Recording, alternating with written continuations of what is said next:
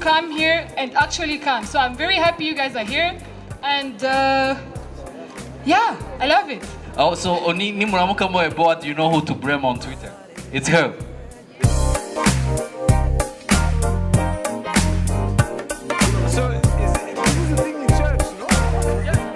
I'd like to thank you all for coming.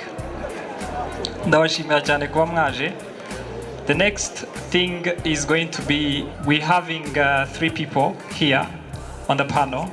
I started tweeting in 2009, I think, or 10, and it was really the same reasons. I tweet about what I think, what I feel like I should discuss with other people. Of course, it helped a lot. Not just that, I can tell you, when the M23 took Goma, I was in Goma. I was waiting for the Western tweetos to say 10,000 Rwandan soldiers have just invaded Goma. It never happened because we were there and we started to tweet and people knew that we were on location.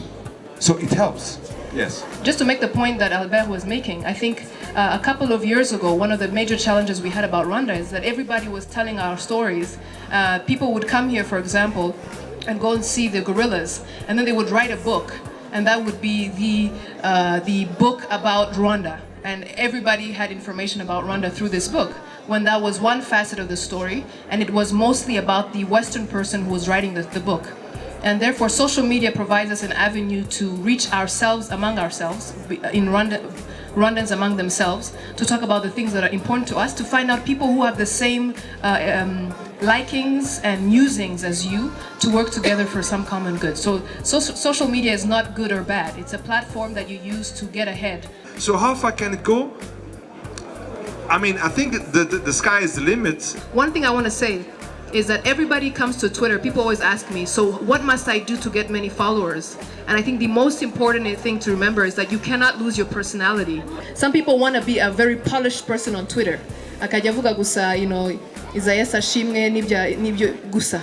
But Twitter is important because it's about you. It's you represented on a social media platform. And so I like politics, and I tweet about politics. I like socioeconomic ideas. I tweet about that. I like Arsenal. I'll tweet about Arsenal. So your personality, and when it's real, people will engage with you. Can I add something to that? I just want to say that I think that really encompasses very well why the My 250 account, My 250 tweets account, is what it is today, because it lets you be you.